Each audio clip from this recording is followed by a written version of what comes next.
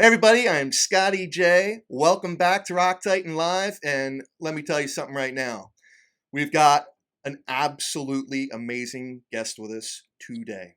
He's widely regarded as one of the greatest influences in the history of heavy metal when it comes to guitar. As a matter of fact, there's even rumors going around that Mr. Eddie Van Halen himself might have copied some of this guy's moves. You know him from Dokken, you know them from Lynch Mob, and they are celebrating the 30th anniversary of their debut album, Wicked Sensation, this week coming up here. But everybody, we've got the legendary George Lynch with us. George, how are you, sir? Good. I mean, with that giant introduction, I didn't think you were talking about me. I was like, wait a minute, is there somebody like super famous standing behind me? Yeah. Now you're the Silver Yeah. Fox now, man. Look at you. Ladies and gentlemen, you wanted the greatest guitar player in the world, but Eddie Van Halen couldn't be here. So here's George Lynch filling. Oh man, stop. Yeah, no, I've heard rumors though, man. I've heard rumors that he ripped off a few moves from you, but Yeah, I was sitting around in the dressing room at one of the clubs back in the day, and I came up with this little thing called ignition. And then he's like, "What were you playing there?" And he's like, "What is that?" He goes, "Oh, can you show me that like 10 times?" He goes, "Okay, make sure I got it." And then he went off and recorded Eruption. that's Wait pretty a awesome. minute. No, I'm kidding. I'm totally kidding. Uh-huh. Yeah, Didn't sure. That's exactly steal how it any. went down. Nobody ever stole anything from me. Oh man. But Wicked Sensation, man, I cannot believe it's been 30 years. I mean, I don't know how it feels for you, but I know for me, man, that makes me feel old. It's like surely that much time has not gone by, you know?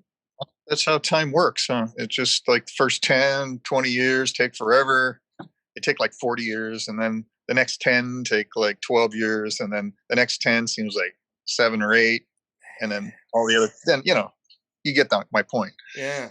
So, Yeah. yeah. So Wicked Sensationalism. Now, Wicked Sensation.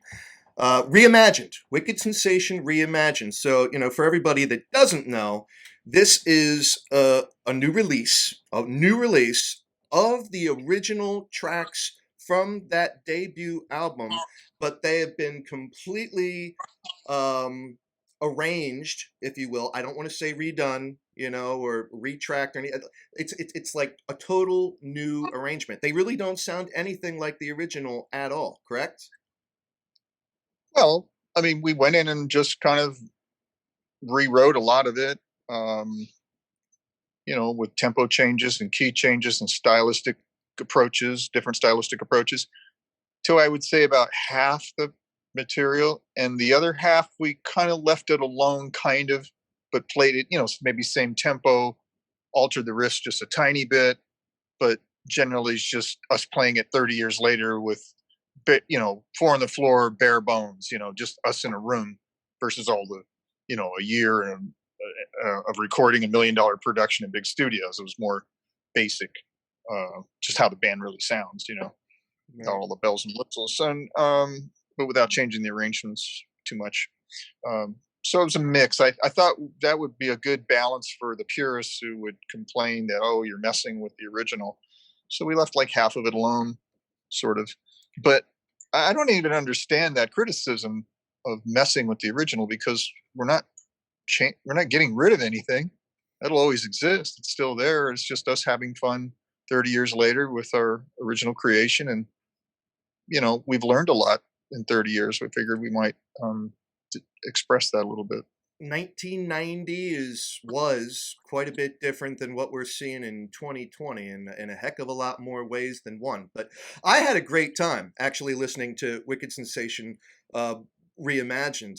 And what I would do, and this is just the way I listen to it, and everybody, everybody watching right now, you might want to go out and do the same thing because it's kind of cool. So, like, I went out on YouTube and I listened to the whole new album. And after I listened to each song, I'd go back to the original Wicked Sensation, and then I would listen to that version of it just to see what it was like. And it was cool. It was cool. Obviously, for the official music videos, you just loved going shirtless. You loved going shirtless in the videos back in the day. I thought that was funny. Yeah. I mean, I like going pantless too, but not in videos. Just like right now, I'm not wearing pants. Yeah, there you go, everybody. There you go. We are here with George Lynch, and he's got nothing on below the waistline. It's all good. It's all good. You know, Right. we keep it clean. We keep it clean on here. But one thing I thought was very interesting, George. So I thought it was really cool that you were able to get Oni back on there. You know, I thought that was great. But how tough was it knowing that this is the 30th anniversary of this huge album that you didn't get to have Mick Brown with you? And I guess did you try to get him to actually perform with you on this, and it just couldn't happen? No, I didn't try to get Mick because he's retired. Right. Yeah, he's been adamant about that. Okay. You know, very. He's done.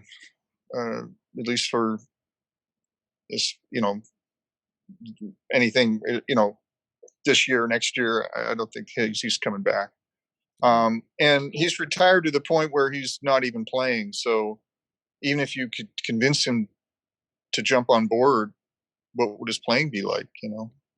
Wouldn't be, wouldn't be the Mick Brown that you'd want to hear because he hasn't been playing his instrument. So, yeah, there wasn't even a consideration. I mean, the band that played on the record, Brian Tichy, Robbie Cranoni, and myself was on fire. So we wanted to take advantage of that. Um, Yeah, I like Tishy too. How'd you guys connect?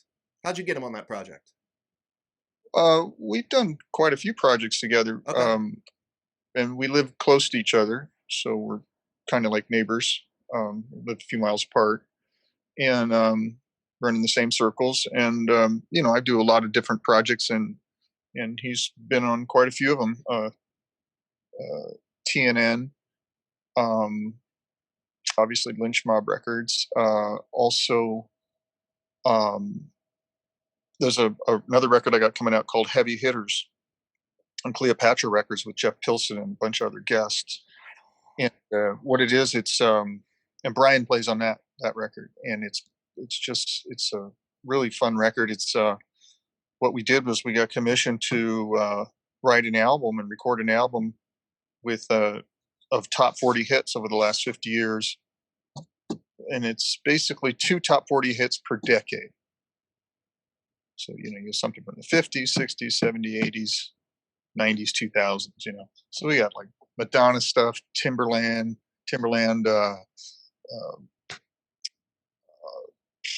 Geez, I don't know, the Duran Duran song. Oh wow. Yeah, it was really interesting mix. Um, uh, yeah, so that's coming out in January, and it's That's called cool. Heavy. Yeah, Brian's on that. Okay. Now you mentioned Pilson being on that. So is this in any way related to the End Machine then?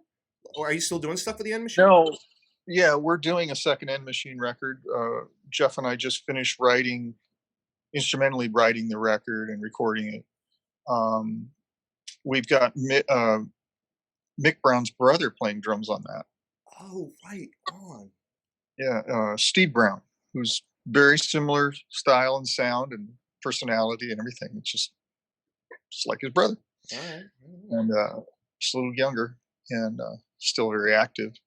And he's great. So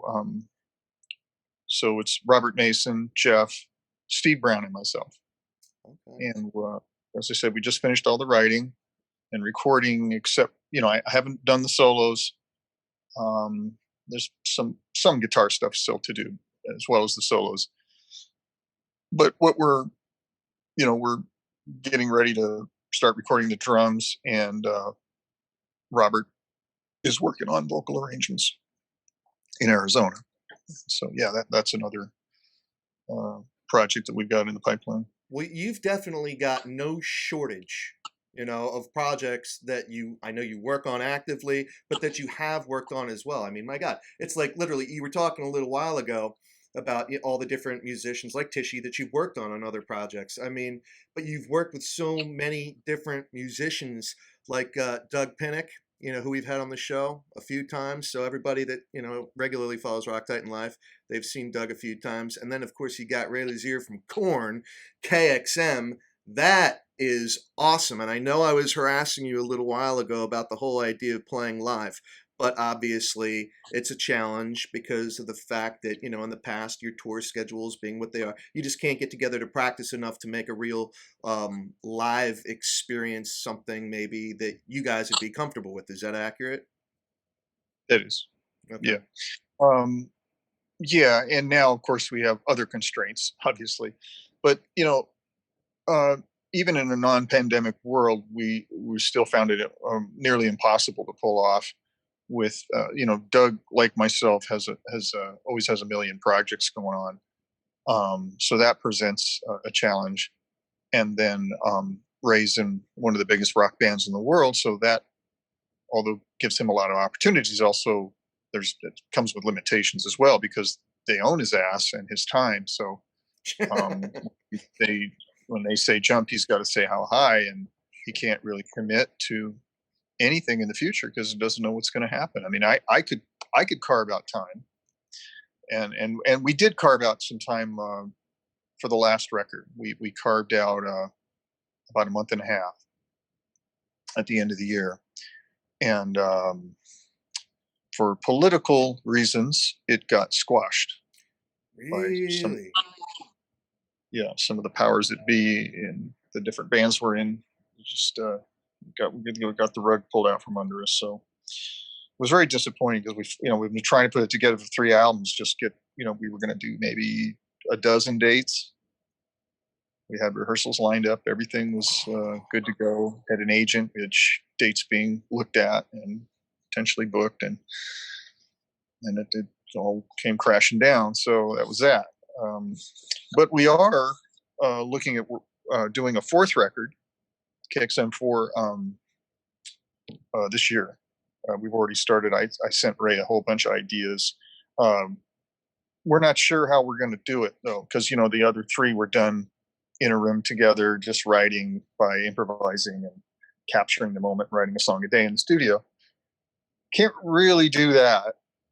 So we're thinking maybe we'll work together Zoom wise in real time. We're not sure yet. Okay. All But right. Now the last one was I'm sorry. it'll be a different KXM record. It won't be the spontaneous in the room thing. Okay. Yeah, and the last one was Circle of Dolls, right? Yes, Yeah. correct. You guys are magical together, though. You, Doug, and Ray. Because it's so cool. Because Doug doesn't sound like he does on King's X. Ray doesn't sound like he does when he's with Korn, and you are just rocking away. So I mean, it's so awesome seeing the three of you guys together. You really are magical. That's just amazing chemistry. It would be cool to see at some point live. I really hope it gets to happen. Maybe Yeah, somehow, so some way. The stars need to align. yeah, I mean, very few of my projects ever see the light of day as far as live performances. The End Machine is the only exception to the rule. We did three, a grand total of 3 shows. Um, we used Will Hunt from Evanescence on drums, and Robert Mason, obviously, Jeff Pilson, and myself. And we went out and we did, I believe, Vegas, LA, maybe it was Phoenix or something. I can't remember, but that was it. But it felt good it was very cathartic to just at least do that. That's cool. We're able to go up and flesh out the songs live, and they sounded great. It was a lot of fun. Yeah, yeah. But Well, I'll tell you what, another interesting project that you're involved with, and we actually had Dino Jalusic on the show. We've had him on before in Rock Titan. Um, Young guy out of I'm not Croatia, but somewhere over there. Croatia, Is it Croatia? It is I think Croatia. so. Yeah, yeah. Yeah. Oh my God, the voice on that dude. I mean, and Dirty Shirley is what I'm talking about. So you guys play, you're on Dirty Shirley, and that was really really neat. I mean, just hearing his voice, that was like a time warp for me. I mean, that totally took me back to like the glory days of '80s glam metal. That kid has got a serious set of pipes. Is there any chance that you might be doing more with Dirty Shirley? Yeah, yeah, we're talking about another album. But yeah, you're right. I mean, it was funny when I first hooked up with him. I was approached by a label, a European label that does business with him and asked me if I'd be interested in collaborating and writing the music and so forth, instrumentally writing music. And Right. I said, yeah. And for some reason, I thought it was conveyed to me that he was an Italian pop singer, which I thought was interesting. I go, that would be a challenge and a stretch for me. I'm going to try that. And so I wrote kind of, the silly music that I thought I was supposed to write. And then I heard his voice. I hadn't heard his voice up to that point, and I heard it over the music. I was, well, wait, oh shit, what? This is like young Ronnie Dio meets Carpendale. So I had to go back in and obviously reinvent the wheel, and it all came out great. But the other thing was too, he's so powerful, such a powerful entity vocally that um, I really felt like I should have went back and really upped my game on the guitar end of things, because I was like, damn. Usually I'm used to, like, when the solo comes in, forget about the singer. But on the Dirty Shirley record, when the solos come in, it's almost just like it's just there to give you a break so the singer can, have a drink of water or something and rest his voice up until, and it's just sort of like a respite for a second. That's too But funny. yeah, but we're going to do a third or a second record. I most likely, it looks like, and I'm definitely going to turn up the gas, turn up the heat, so Well, I'll he's tell not you taking the what, whole just spotlight. just listening to his voice, one thing I think would be really cool. And again, I'm just throwing this out there. My opinion means absolutely nothing. George Lynch is going to do what George Lynch wants to do. But just because of Dino's voice, his very specific voice, and the kind of range that he has, man, it would be really cool if you guys maybe did a Dokken song or Lynch Mob song, something like that. Because, man, I mean, Hmm. that'd be neat.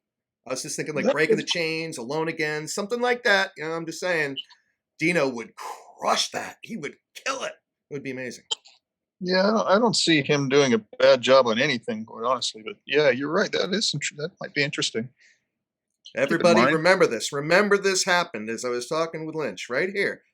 Planted the Yeah. seed. Planted the seed right here. But we got to get back to Wicked Sensation Reimagined because that is what this conversation is supposed to be all about.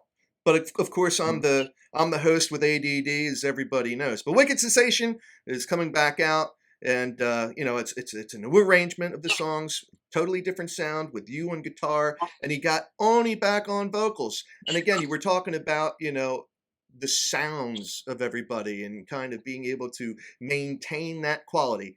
How did Oni do? What do you think? What do you think of him in Wicked Sensation Reimagined versus the original Wicked Sensation? How do you do? Well, it's actually a, a really vivid comparison between the two when I from the inside perspective, my perspective of making both records. Uh, and not taking anything away from Oni, but the reality is, in the first record, he struggled, and he just did. And it's not. I'm not trying to be, put him down in any way or anything, but he was younger and he was having a hard time with his voice. So he was in the studio for weeks and got nothing, and we ended up using um, most of what we is on Wicked Sensation vocally was taken from rehearsal tapes that we had to fly into, repitch one word at a time, and fly it in to the tapes. And it's just this insane process. It was really painful. Um, and in comparison to the Reimagine record, which was just done by the seat of his pants, just kind of very quickly with and real positive energy. And um, I think he took 4 days, maybe 5 days, and knocked it all out. And a lot of that stuff was just spur of the moment ideas that he just banged out, right when he was on the mic without even thinking about it too much.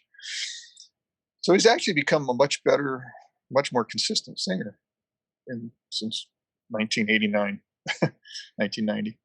Well, I guess Um, back then he was still going through puberty too. So there's that voice change in adolescence, as you're going through that particular change. So maybe that had something to do with it. I don't know. What do you think? I can't really say what had what to do with it. I don't know, but I would say though that that back then when we did the first record, we were under a lot of self-imposed pressure. I mean, it was a lot of expectations. There was a lot of money involved. A lot of big players. It was everybody's first time out. Everybody had a lot to prove. Big studios, big producers. It was intimidating. Um, so it was kind of like being in a pressure cooker.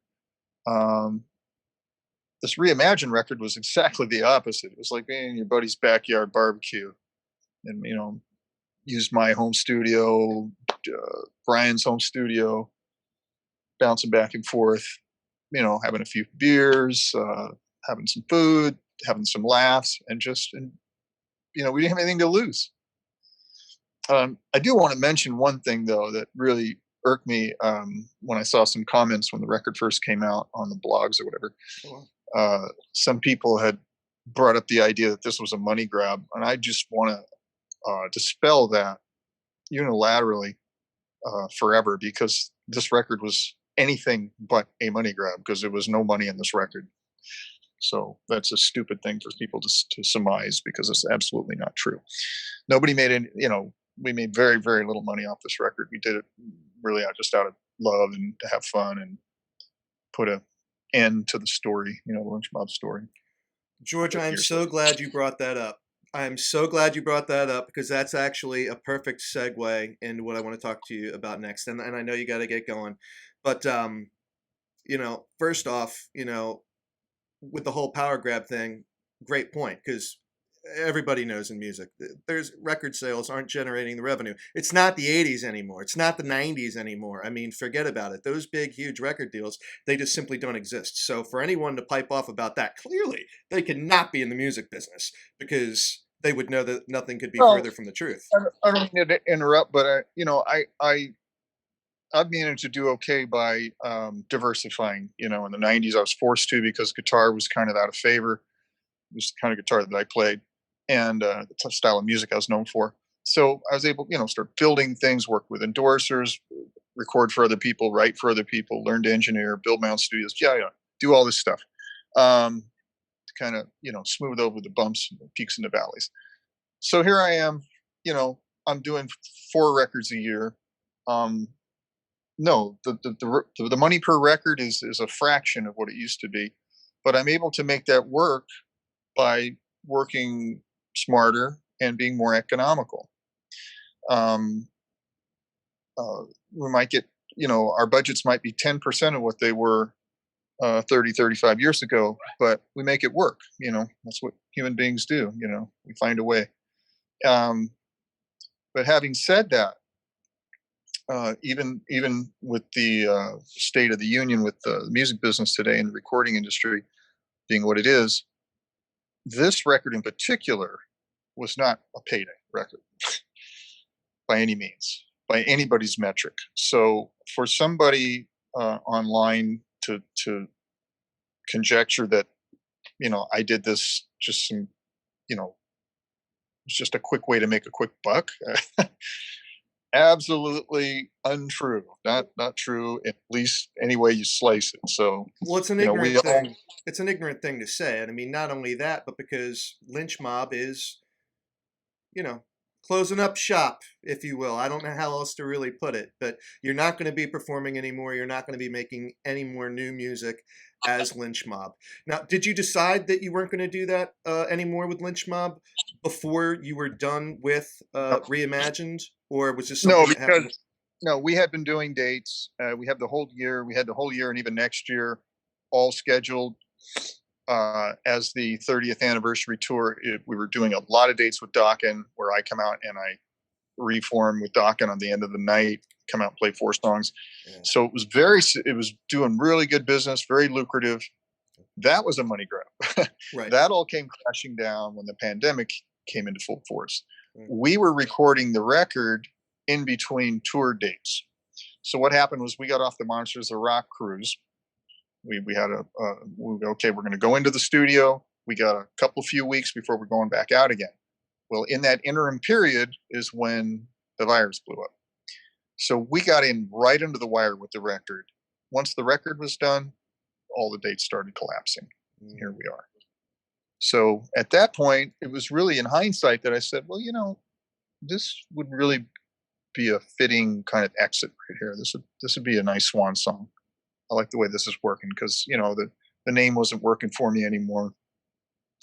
So I figured, well, I'm going to lose the name. All the guys in the band sort of, when the pandemic hit, sort of went their separate ways. So, well, I really don't have a band. I don't have a name. We just reimagined the first record, so that's a nice end cap, and so it's all kind of wrapped up in with a nice bow, and it just seems like it was meant to be. So I'm I just like gonna it. let it I like it. I like it. go. Yeah. Well, I know you got to get going, George. And again, everybody, we are here with the absolute legend himself, George Lynch. But first, I want to say congratulations on being a grandfather again. I know you had a Oh, brand new granddaughter a couple months back. That's very awesome.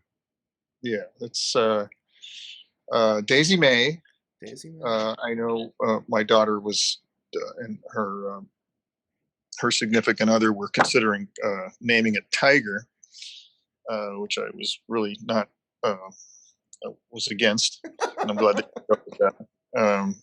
Because I don't, you want to grow up with that name. That'd be rough. But Yeah. it's bad enough being George. I mean, that's the only thing worse than Tiger I can think of is George. But Oh God. Because she could have yeah, been Georgina. but yeah, but Daisy May, and she's beautiful, and we're gonna head back out there and visit them next month. Very Um, cool. Very cool. Well, yeah, you mentioned thank a you. significant other, so I'm not going to mention the name either. We'll just stick with significant other. But with the DNA that Daisy May has, you being her grandfather, are we looking at the next Nita Strauss here down the road, or what? We're gonna be pushing her. Well, I hope not. Nothing against Nita. I'm just saying. I I'm just saying. I'm very happy that none of my children pursued music as a career, but only as a hobby.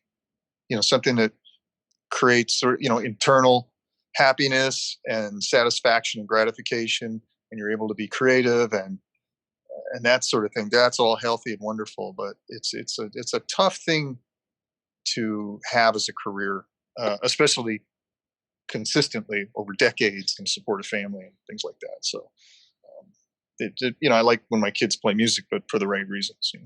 So hopefully she will. She's going to be around music all her life, obviously, uh, but I don't think that's going to be her calling Right as on, far as right on. Well, I think that's a good note to finish on, because obviously, the music industry is different, but, it is still music that fuels the soul and, just makes days easier. I don't know a lot of people, no matter what walk of life you're in, whether you're in the office or whether you're up on the roof, everyone's got the music playing. It is the absolute only thing that makes a lot of mundane jobs bearable, So you guys are the magicians. You guys are the magicians that make it all happen. But George, thank you so much for your time today on Rock Titan Live. It has been a true pleasure, my privilege and honor, and all that good stuff. And everybody, make sure you go check out Wicked Sensation Reimagined. It's out August 28th, and it is this day.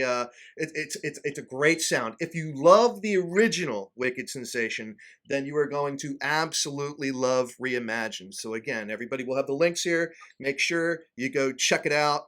And everyone, again, please be safe, be responsible, because we want to see George Lynch live again. We want to see concerts. We need these Mhm. things to happen. We need tours to happen again, and that's one of the best ways these guys actually get paid too. So it would be nice to make Well, sure. you got, just to interject, there's many other places in the world, including China, where this started, obviously, that have managed it very well collectively and are back in business.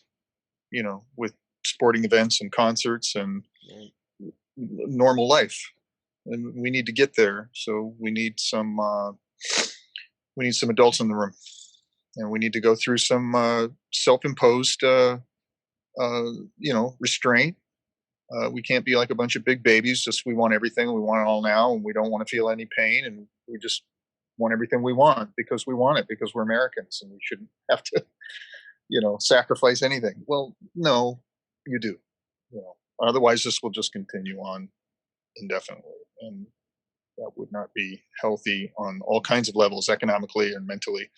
Um, I'm very fortunate and a lot of my friends are very fortunate that we have studios and we can create music uh, for a living.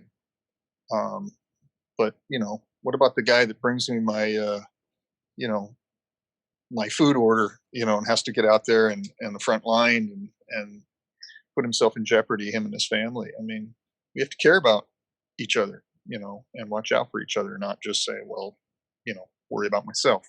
Right. So when we start caring about each other, I think the things will start to change and turn, and we'll start to get a handle on this.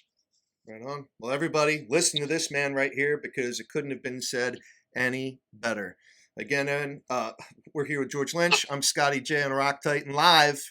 I hope you enjoyed this. And for everybody, that watched this until the end, please hit the subscribe button. All right. Go check out all our social media and whatnot. But youtube.com/Rock Titan. And then, of course, we're going to have a review of Wicked Sensation out on www.rocktitan.tv, not .com, not .org, .tv. So make sure you go check that out. And again, George, thank you very much.